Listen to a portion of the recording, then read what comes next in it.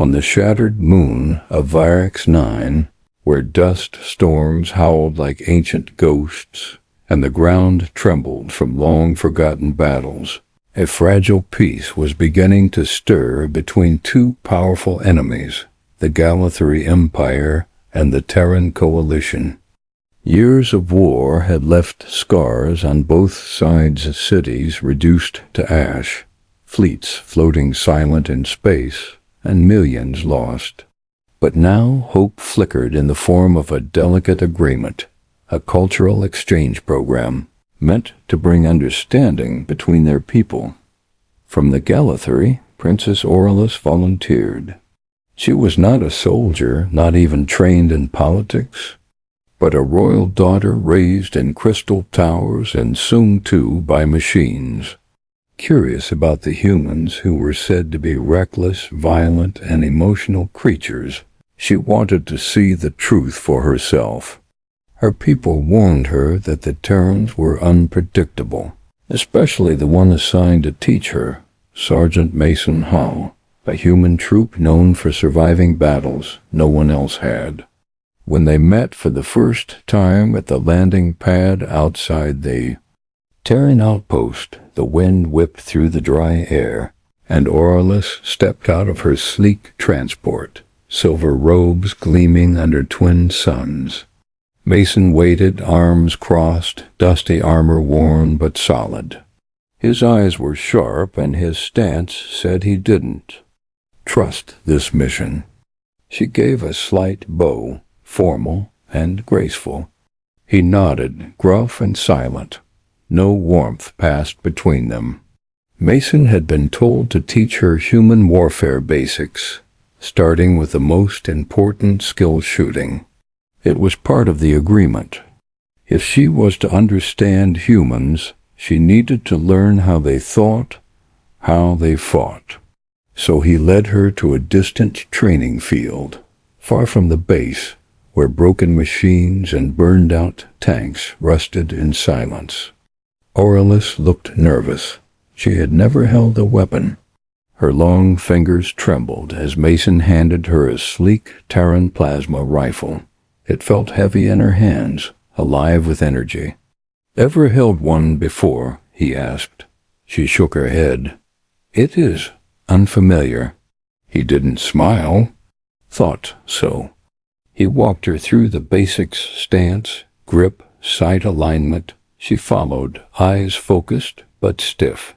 When she raised the rifle and fired her first shot, it bucked hard. The energy pulse sizzled past the target and exploded into the dirt. She gasped and nearly dropped the weapon.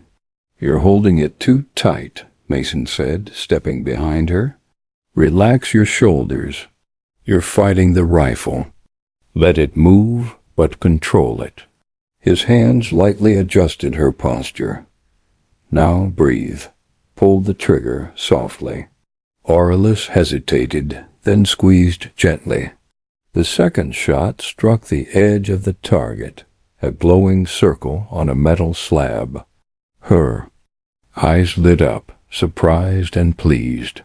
Mason gave a grunt of approval, but didn't say much. That was his way. Over the next hour they practiced again and again. She improved. Her aim grew steadier. But something else was happening too. She started asking questions.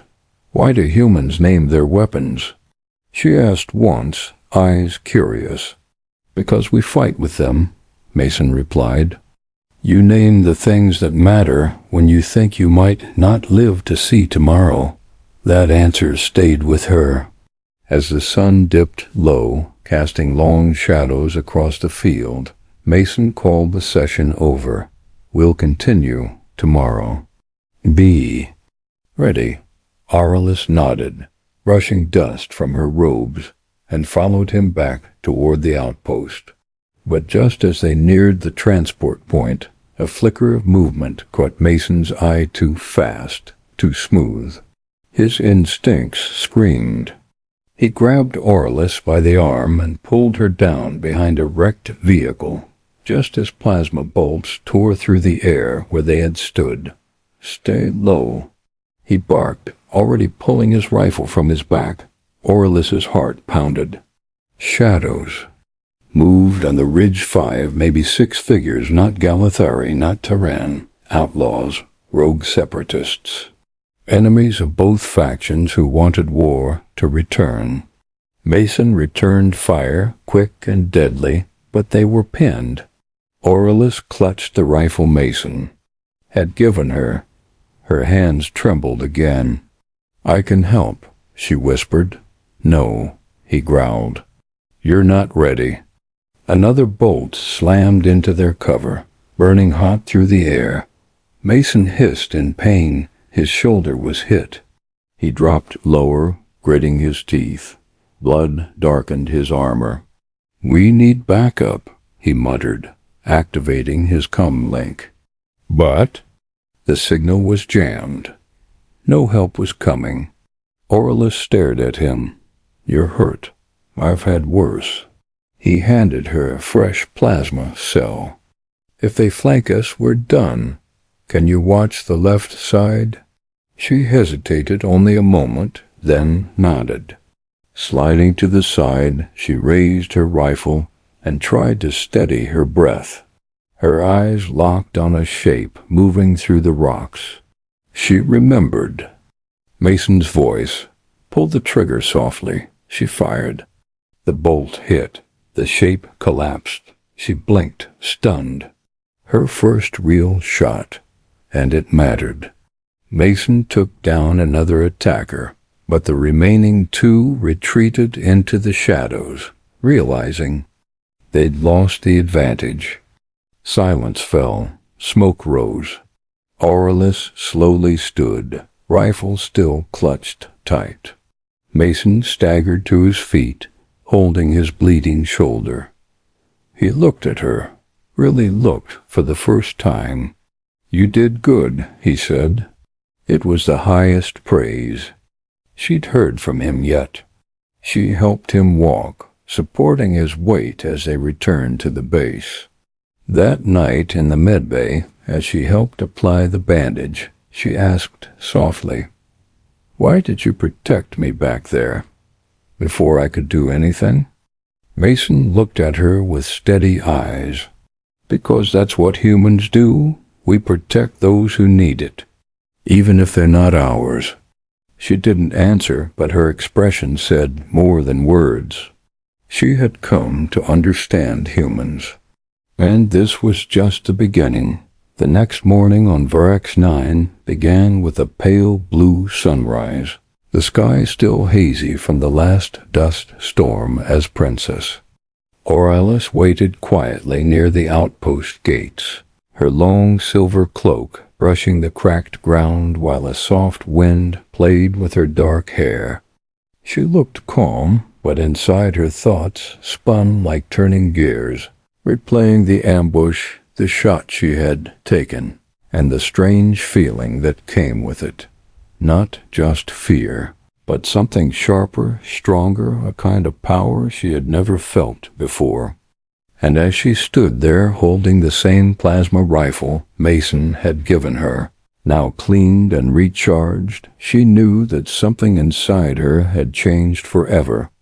When Mason finally arrived, his shoulder freshly bandaged and his face more tired than usual, he gave her a short nod without speaking, just motioning toward a transport skiff and climbing in, and she followed, wordless as well, but her heart beat fast because she knew today's training would be different, deeper, more real. Neither of them spoke as the skiff lifted into the sky and headed west, away from the safety of the base, flying over the broken shell of an old battlefield, where twisted wreckage and scorched craters stretched for miles like a forgotten graveyard. They landed near a ridge surrounded by high stone formations, a natural fortress of sorts, where Mason had set up a private training range. No officers, no cameras, just the 2 of them, a few drones for targets. and the soft sound of the wind rushing over dry metal. Aurelius glanced around, uneasy but curious, and Mason finally spoke, his voice low and firm, telling her that if she wanted to understand humans, truly understand them, she had to go beyond holding a weapon. She had to learn what it meant to make a choice with it, to carry its weight not just in her hands, but in her mind. He showed her how to adjust the rifle's sensitivity, how to time her shots with her breath, how to aim not with her eyes, but with her judgment. And as he stood behind her, correcting her stance, guiding her aim, his voice softened for the first time, not barking commands, but offering advice. And when she hesitated, again, with the trigger, he leaned slightly closer and said, "Don't fight it, let it speak for you." And those words settled into her like dust into stone. She fired again, this time faster, cleaner, hitting the target dead center, and a faint smile crossed her face before she quickly hit it. But Mason saw, and though he didn't smile back, something in his eyes changed. He was beginning to respect her. Hours passed like minutes as they moved from static targets to moving ones, from easy shots to difficult angles, until Aurelius was ducking behind cover, popping out to fire and using her instincts, not just memory. And when she ran out of charge, Mason tossed her a second rifle and yelled, "Switch," and she caught it mid-air, surprising even herself with how natural it felt. Then, just as she reloaded, Mason froze, raising a hand, and Aurelius saw it too, a shimmer in the air, just beyond the rocks, a flicker that didn't belong. Mason dropped into a crouch, motioning for silence, and they slid into cover behind a jagged metal wall, watching as two stealth-cloaked drones hovered into view, scanning the area with red lenses. These were not training drones, and they did not belong to either army. Mason cursed under his breath and whispered that they were mercenary scouts, probably hired by separatist cells, and if they found the princess here, away from the city, it would be a perfect chance for an ambush. They needed to leave, but just as he moved, his boot clipped a rock, and one of the drones snapped its sensor toward them, red light flashing.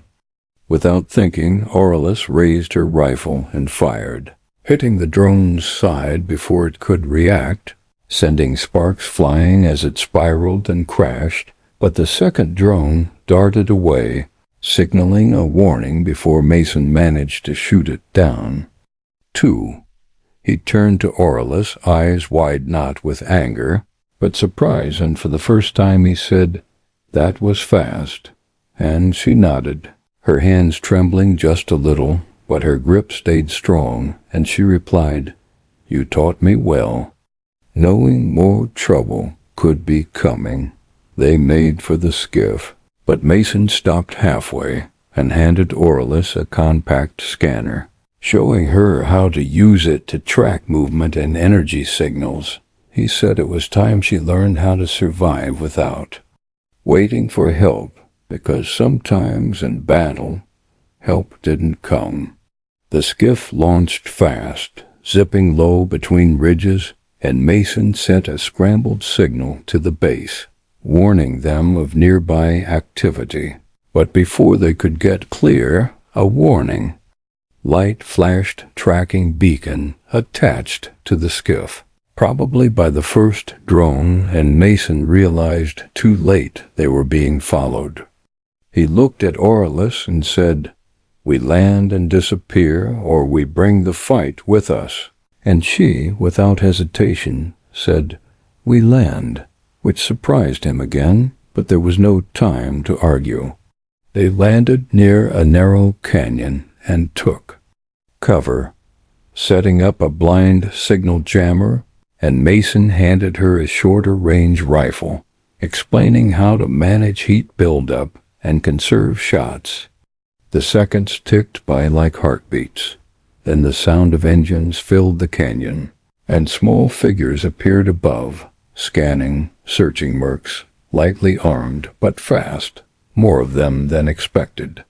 Mason laid out a plan. He would draw there. Attention left while she circled right and picked off anyone that broke away. She hesitated, fearing being alone in real combat. But then she remembered how he said not to fight the rifle, and she nodded, lips pressed tight. The ambush began fast, Mason's shots ringing out across the stone, drawing half the attackers, while Aurelius moved through the shadows, heart pounding, lifting her rifle and firing in quick bursts. Not perfect, not always clean, but focused, and every shot was one she chose carefully. She hit one, then another, then ducked as two more chased her path, but she lured them into a narrow path where Mason picked them off from above, the two working in silent sync like they had trained together for years, not days. When the last attacker fell and the smoke cleared, both of them were breathing hard, dirt on their faces, armor scratched but alive, and Aurelius stood taller than before, her eyes no longer full of doubt but of fire. Mason walked over, handed her a water pack, and after a long moment said, "You're not bad for a beginner," which from him might as well have been a Medal of Honor. And Aurelius smiled, brushing hair from her eyes as she looked out at the horizon where the skies of Varix 9 stretched endless and unknown, and for the first time she didn't feel like a princess in a foreign land. She felt like someone who could stand her ground. But even as they returned to the skiff, and the base finally confirmed their signal, Mason's face turned serious again, and he told her this attack wasn't random. Those mercs knew exactly where she would be, and that meant someone inside. The Peace Council was leaking information. Aurelius's smile faded as she realized what that meant. She wasn't just learning about humans anymore. She was in the middle of a game of betrayal, power, and secrets that could destroy the peace before it even began. The wind howled over the ridge like a warning as Princess Aurelius and Sergeant Mason Hawley returned to the training zone 3 days. After the ambush, their silence filled with tension and suspicion, for they both knew the attack hadn't been by chance, and that someone inside either the Galathari court or the Terran command wanted Aurelius dead. But the question was who, and why now, just as peace talks were set to resume. Mason, more cautious than ever, scanned the area before stepping out of the skiff, while Aurelius, now dressed in reinforced gear instead of her flowing royal robes, carried her rifle with a quiet confidence that Mason noticed but did not mention, though he respected her more than before, especially after how she had handled herself in real combat. The mission today was supposed to be simple patrol a known sector, check for leftover separatist tech, and then return, but both of them felt something wasn't right, as if unseen eyes were watching from the broken hills around them. They moved carefully, walking along the narrow path that led between two high stone ridges, where ancient war machines lay rusting under layers of dust, silent reminders of how brutal the last war had been. Aurelius kept her eyes sharp and her hand near the trigger, remembering every lesson Mason had drilled into her, the way to walk without making sound, how to scan for glints of metal that might betray a scope, how to listen for the wrong kind of silence. They had just reached the halfway point when Mason stopped cold and held up a fist, the signal for immediate cover, and Aurelius dropped behind a twisted support beam without hesitation, her breathing slowing as she scanned the rocks above then. She saw it a faint shimmer like heat in the air, too regular to be natural. Cloaked figures were positioning themselves, and not just one or two, but at least a dozen, forming a trap in both directions. Mason whispered into his comb, trying to signal for backup, but the line was dead again, jamming field active, same as before, and he cursed quietly, then turned to Orlus, his face grim. "We're surrounded," he said. "They knew we'd come back here. This is a setup." Orlus nodded, her face pale but calm, and said, "Then we fight." And something about her voice made Mason pause, not fear, but determination, and a sharp edge he hadn't heard before. The first shots came without warning, plasma bolts slicing the air and hitting the rocks where they had stood seconds before, forcing them to retreat deeper into the narrow pass. Mason led them to a collapsed outpost entrance, ducking inside, and kicking over an old crate for cover, while Orlus returned fire, striking one of the attackers in the leg and sending him tumbling from the ridge with a scream. Smoke filled the air, and the sound of boots and shouted commands echoed from both sides. They were trying to close in, pin them down, maybe capture Orlus or worse.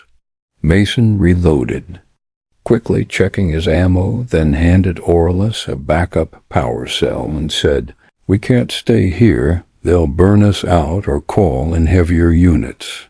Orlus nodded, thinking fast, then pointed toward a narrow rock shelf above them, barely wide enough to stand on, and said, "If we climb, we can flank them. We take the high ground." Mason hesitated, not liking the idea of risking the climb under fire, but it was better than waiting to be cornered. So they moved, scrambling up the rocks under a hail of wild shots, ducking behind each outcrop, their hands scraped and armor scorched, but never stopping. Halfway up, Mason slipped, his foot catching on loose stone, and nearly fell, but Orlus caught his arm and held firm, pulling him up with a strength that surprised them both. When they reached the top, they found themselves just behind a trio of enemy snipers who hadn't expected anyone to come from that direction. Mason acted fast, taking down two with clean shots, while Orlus stunned the third with a precise burst before he could scream. Now they had a chance. The enemy was confused, expecting their targets to still be below, and Mason took full advantage, laying down covering fire while Orlus moved to a better angle, using the scope Mason had taught her to adjust in the field. As the attackers tried to regroup, Orlus fired one precise shot at their commander, the one barking orders into a cum unit, and hit him square in the chest, dropping him instantly. Without leadership, the enemy formation broke apart, and some began to retreat, scattering down the slope. But it wasn't over yet. An explosion rocked the ridge, knocking both Mason and Orlus to the ground as a new threat appeared. A heavy drone, larger than the others, dark and silent, with dual cannons mounted on its sides, and a glowing red eye that locked straight onto Orlus. "Get down," Mason shouted, pushing her behind cover as the drone opened fire, tearing chunks out of the stone and spraying shrapnel everywhere. Mason fired back, but his rounds barely scratched it, and Orlus knew they were outmatched. Unless they did something fast, it would cut them down. She scanned the battlefield, saw an old fuel cell near the edge of the ridge, half buried in rubble, and shouted, "We can use that. Aim for it when I say." Before Mason could stop her, she broke cover and ran full speed toward the edge, dodging fire and ignoring the pain of a near miss that burned across her arm. She skidded beside the fuel cell, yanked off the protective plate, and shouted, "Now!" Mason, without hesitation, fired one clean shot that struck the cell just as Aurelius dived to the side. Flames erupted in a flash of blue light, and the explosion hit the drone head-on, tearing it apart in mid-air and sending burning pieces flying across the ridge. When the smoke cleared, the battlefield was silent again, and the last of the attackers had fled or fallen. Mason ran too. Aurelius, who was coughing but alive, and helped her to her feet, his hand firm on her back as she steadied herself, her eyes wide from the blast, but her grip still tight on the rifle. "You're out of your mind," he said, half smiling, half scolding, but she just laughed softly, a sound of relief and victory, and replied, "Maybe, but it worked." They called an emergency evac, and this time the signal went through reinforcements were inbound, but it would take time. As they waited, they found a data pad on the fallen commander, and what it held made Mason curse again. It wasn't just a random mercenary group, but a named outfit, one that had worked secretly for both sides before, always for profit, and never for peace. And worse, the contract had been paid by a Galatheri code, one that linked back to someone inside Aurelius's own court. Her hands clenched as she read it, her face hardening, not just at the betrayal, but at the realization that her role in this peace mission was far more dangerous than she had imagined. "Someone wants this alliance to fail," Mason said quietly, "and they'll keep coming." Aurelius nodded, and this time there was no fear in her eyes, only fire and steel, and she said, "Then we give them something they won't expect. We fight back together." And as the evac transport roared overhead and began to descend, both of them stood tall on the broken ridge, no longer just teacher and student, but warriors side by side, in a game far deeper and darker than either of them had known. The storm rolled in low and quiet, dark clouds stretching over the capital sky, as Princess Aurelius stood alone in her chamber, staring at the encrypted data pad they had recovered from the mercenary leader, her heart heavy with questions that refused to leave her mind, and the longer she stared at the code attached to the payment order, the clearer it became someone within the Galatheri High Council had paid for her death, not just to stop her from training with a Terran soldier, but to end her influence on the peace treaty itself, and the realization tightened like a cold hand around her chest. She had grown up believing in unity, in the future her father had dreamed of building. But now she saw the truth.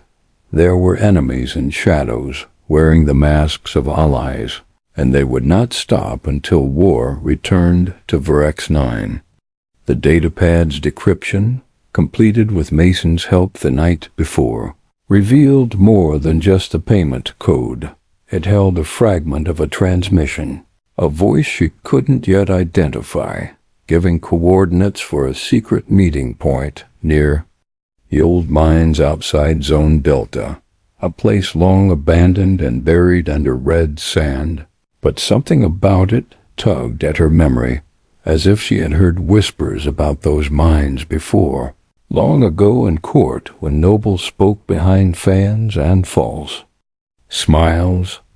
Now, as thunder cracked far in the distance, she made her choice. She would go there, find out who was behind this, and face them before more blood was spilled, but she knew she couldn't do it alone.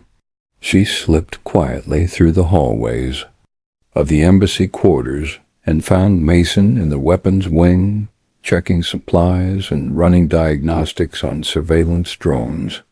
He looked up as she entered, eyes sharp with unspoken questions. But she simply showed him the datapad and whispered, "I know where the truth is hiding." He said nothing, only grabbed his rifle and nodded, as if he'd been waiting for her to say those exact words. They left in silence aboard a stealth runner, flying low under radar detection, crossing the scorched plains until the mines appeared like jagged teeth on the horizon, broken towers and half-collapsed tunnels barely visible in the fading light. They landed half a kilometer away and approached on foot, moving slow, careful not to disturb the dust or leave prints where watchers might see.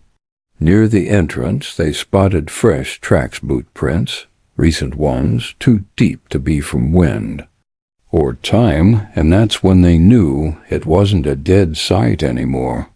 Mason took point, rifle raised, and Orlus followed close behind, a smaller weapon in her hands, but her eyes never wavering, every sense sharp. Inside the mine it was cold, damp, and full of echoes, the kind that made it hard to tell what was real and what was just memory bouncing off stone, and they passed old machines covered in rust, the walls marked with faded warning signs in both Gallitary and Terran script. Deeper in, the mine opened into a chamber that had been cleared recently, dust swept aside. A small table placed in the center. 2 chairs facing each other like a negotiation had taken place there, and on the far wall a small comms panel still, warm from recent use. Mason began scanning for signals while Orlus checked the table, and what she found made her knees go weak. A worn insignia pin, one used only by the high strategists of the Royal Court, a symbol she knew too well because it belonged to her uncle, Lord Viran, the man who had always stood closest to her father, the one who had smiled at her like a second parent since she was a child. She stared at the pin, mind racing, memories flooding in of quiet warnings, sudden changes in his tone when peace was discussed, the way he had dismissed her bond with Mason as childish curiosity. And now she understood it had all been part of something darker. Behind her, Mason cursed quietly. He had picked up a short-range signal, bouncing between 2 drones outside, likely scouts or guards left behind to alert someone if the mine was visited. They had maybe 5 minutes before reinforcements arrived, and Mason urged her to leave, to bring what they had to someone who could help. But Orlus shook her head, her voice low and certain. "I'm not running this time." Instead, she opened the comms panel and replayed the last recorded message.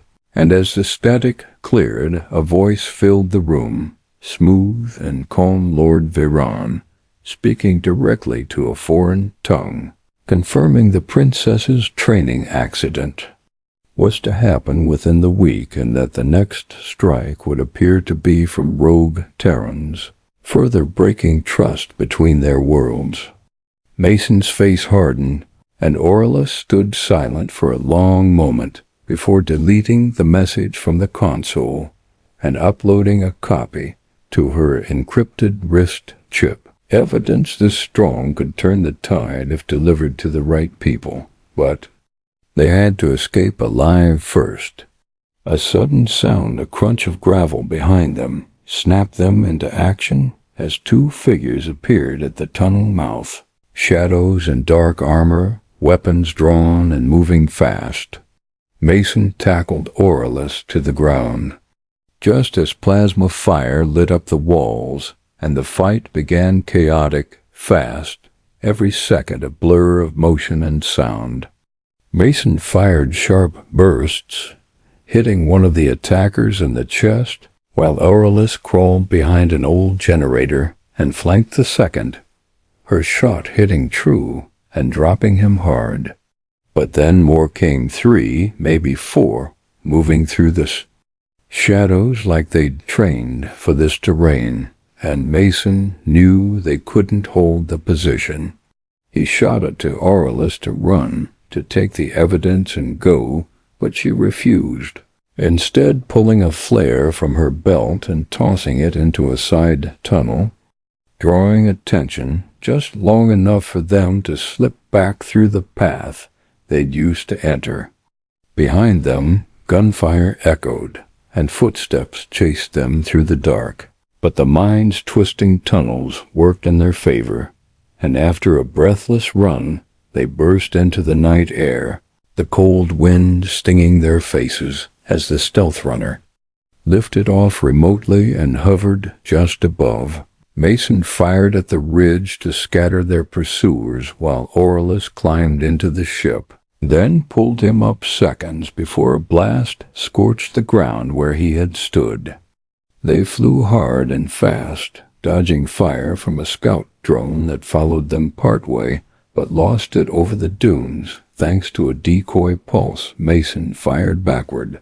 When they reached safety again, back at the embassy, they went straight to a hidden chamber where only the royal security chief, a trusted old ally of Aurelius's father, waited in silence.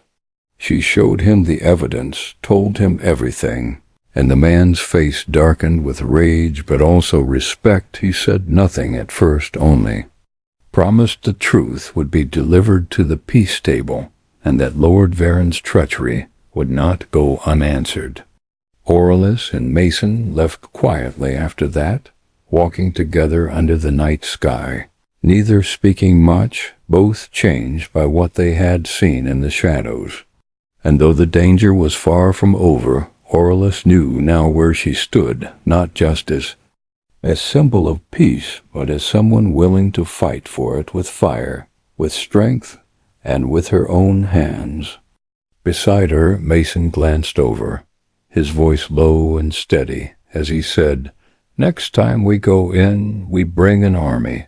And Aurelius smiled faintly, the stars reflecting in her eyes, because for the first time she felt ready for what was coming. The morning was too quiet, the kind of quiet that warned of danger hiding beneath the surface. And as Princess Aurelius stood beside Sergeant Mason Hawley on the high ledge, overlooking the council square, her heart beat with steady tension, because this was the day the treaty would be signed, the day the future of two worlds would be sealed in ink or shattered in blood. And she knew the enemy wouldn't let it happen without a final move. Her uncle, Lord Varen, now exposed as the one who had ordered her death and tried to break the alliance, had vanished 2 nights before, slipping past every guard and leaving behind a trail of erased records and dead contacts. But the message was clear: he wasn't done, and neither was the network he led. Aurelius tightened her grip on the rifle slung over her shoulder, not for ceremony but for survival, because she wasn't here as a diplomat, now she was a target, and this time she had chosen the battleground. The council square was packed with people from both worlds, Galathri nobles in silver robes, Terran generals in dark armor, and journalists flashing drones through the air to capture the historic moment, while the platform at the center stood, ready with its 2 ornate chairs, one for each side, waiting for Aurelius and General Marlowe, the Terran representative, to take their seats and sign the treaty that had been years in the making.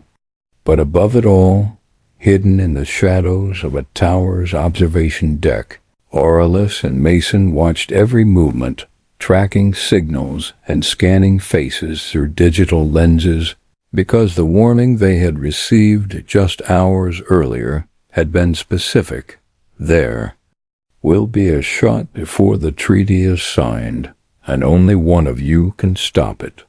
They didn't know where the shot would come from or who it was aimed at, but they knew the intent: chaos, confusion, and a final blow to crush the fragile peace. Mason moved beside her, silent and focused, adjusting the scope on his long-range rifle while Aurelius scanned the rooftops and crowd for unusual motion. Sweat clung to her hands despite the cool breeze, and she fought to control her breathing. This was different from training, and even from battle in the mines, because now she wasn't just defending herself. She might have to pull the trigger on someone she once knew, someone who hadn't yet shown their face. "Anything?" she asked, voice quiet in the earpiece, and Mason shook his head, eyes locked. On the far end of the square, where a tall spire cast long shadows across the platform. "Not yet," he said, "but someone's watching, same as us." Moments later, the ceremony began. Brass horns, a line of banners, applause from the crowd, and General Marlowe stepped out with a confident stride, nodding to the cameras and waving once before taking his seat.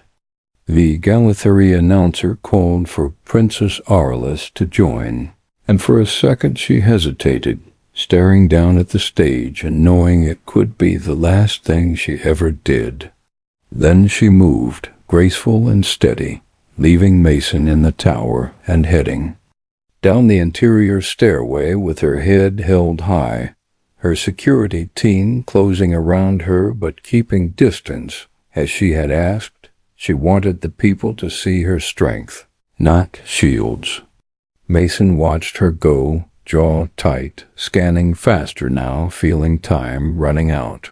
5 minutes passed, then 10, and just as the treaty pages were placed on the table, his scope caught a flash on a far rooftop behind the eastern flags, almost hidden, but too sharp and too fast to be anything natural. He zeroed in, pulse spiking, and there he was, a sniper in black armor, crouched behind a collapsed antenna, weapon raised and locked on the stage. Mason swore under his breath, adjusted for wind, and lined up the shot that would stop the killer. Cold, but then he saw the target through the sniper's scope reflection, and his stomach dropped because the assassin wasn't aiming at Aurelius or Marlowe. He was aiming at a child in the front row, a Galatheri boy waving a tiny peace flag beside his mother, and Mason realized the plan wasn't to kill leader, it was to kill innocents, to start a riot, to light the flame of war through fear and outrage. His finger tightened on the trigger, but then he noticed something else. Another sniper, slightly lower on a parallel rooftop, this one clearly female, her armor lighter and her body language familiar, too familiar, and when he focused on her face through her mask, he saw it Aurelius's cousin, Serena, a royal guard who had vanished weeks ago during a scouting mission, now back and aiming not at the stage but at the first sniper, her own. Shot prepared to intercept. The choice slammed into Mason like a punch. If he took his shot now, he'd kill the first assassin and maybe reveal their presence. But if he waited and trusted Serena, the truth of who was fighting for what might become clearer. Time froze as the first sniper shifted slightly, finger on the trigger, and Mason whispered into his mic, "Aurelius, it's a trap. They're baiting a response." Down below, Aurelius heard him and stood up calmly, placing her hand on General Marlowe's and whispering something that made the cameras tilt toward them. The crowd leaned in, the energy shifting, and in that second, Serena fired her shot, cracked the air, and struck the hidden assassin clean through the scope, dropping him instantly without a sound. Mason stayed still, scanning for any second. Shooters, but nothing came, only the wind and the rising cheers as the people saw what had happened and took it not as terror, but as proof of protection, proof that peace had defenders in the shadows. The crowd didn't panic. They roared, clapped, shouted praise, and the treaty signing resumed, this time with more power than ever. Aurelius signed first, then Marlowe, and both raised their hands together before the square, symbols of unity, still standing after the last attempt to break them. Back in the tower, Mason sat back slowly, breath finally returning to normal, rifle across his lap and eyes still sharp. A moment later, his cum crackled again, Aurelius's voice, soft, but full of fire, saying, "Thank you for trusting her, and for not pulling the wrong trigger."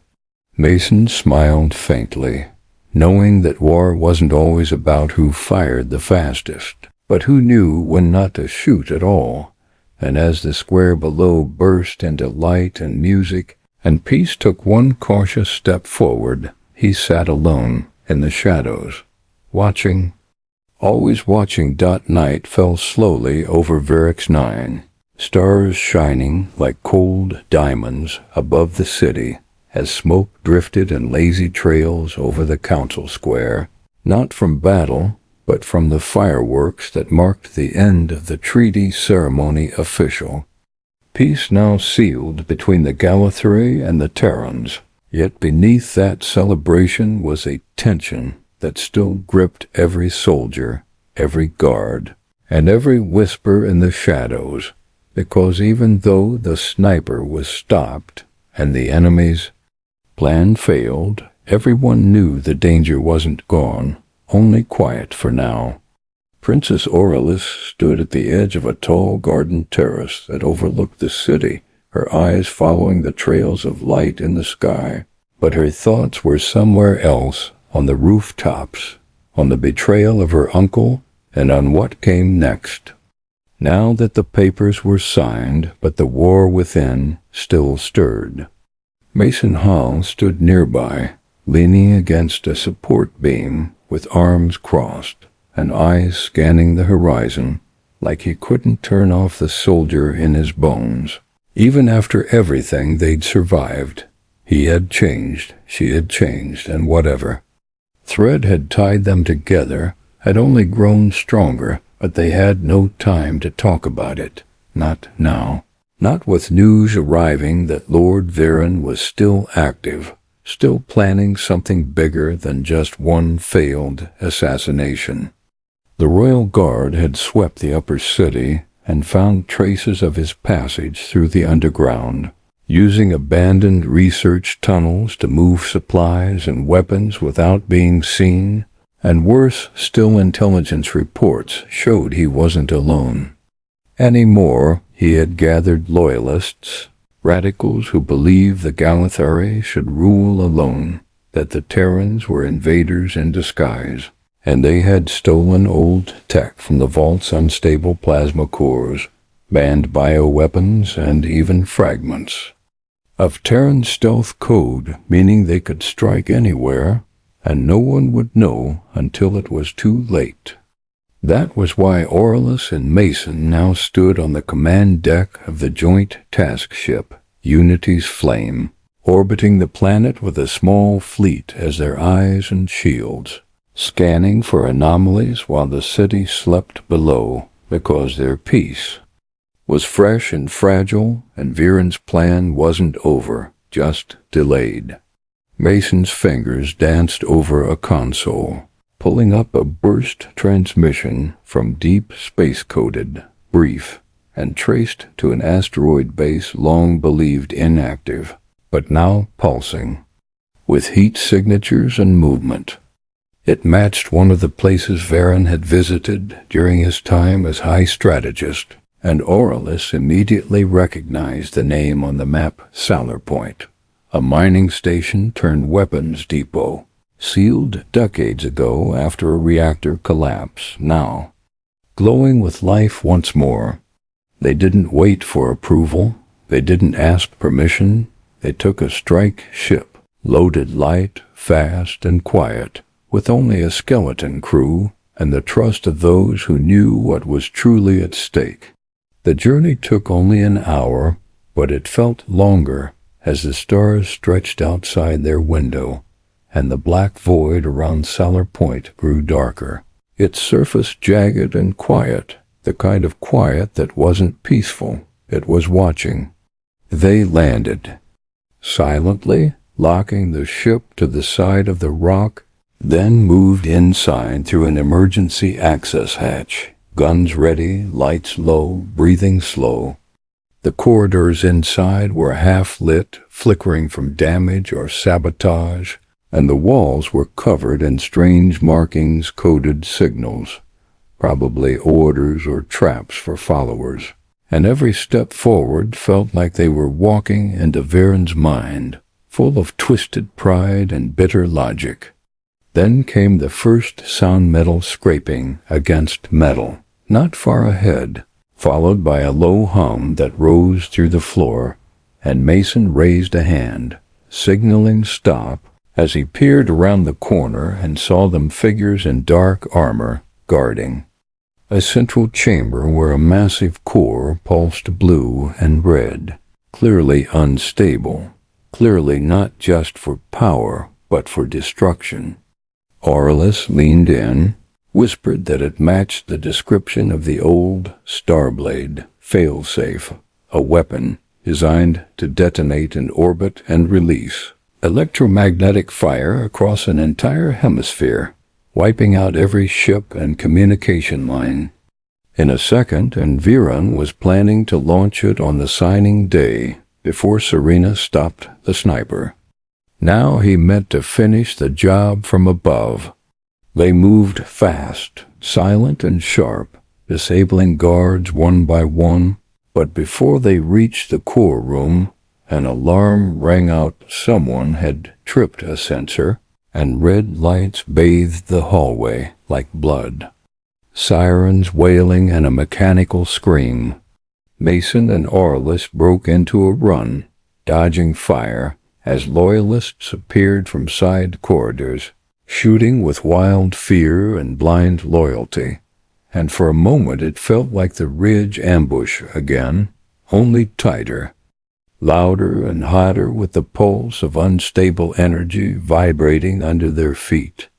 They reached the chamber, slammed the doors behind them, and faced the core, glowing like a star trapped in steel, its countdown blinking fast 3 minutes and falling. Varen stood on the far side, not in armor but in a long dark coat, hands behind his back, calm as if giving a lecture, and his eyes narrowed at Aurelius, as if she were a stranger, not his niece, not the girl he once carried on his shoulder.